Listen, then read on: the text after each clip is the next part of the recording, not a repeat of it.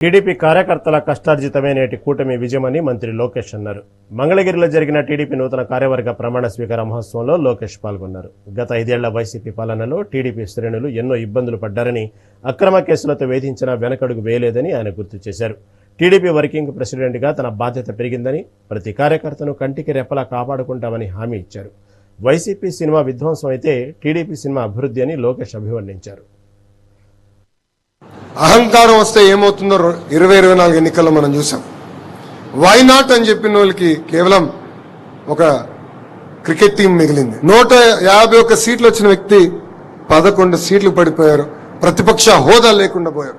అహంకారం వస్తే ఎంత ఇబ్బంది పడతాం అనే దానికి ఇది ఒక ఉదాహరణ మాత్రం.